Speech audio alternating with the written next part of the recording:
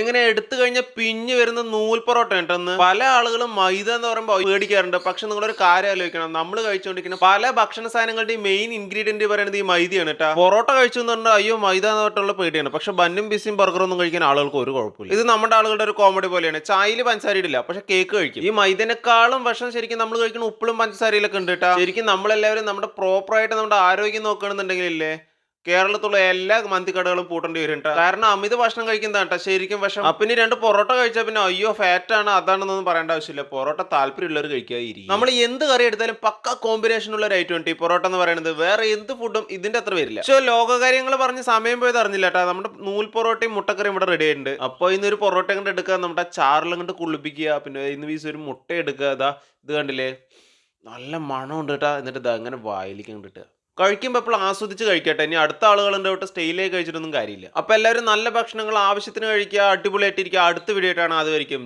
Tata bye bye.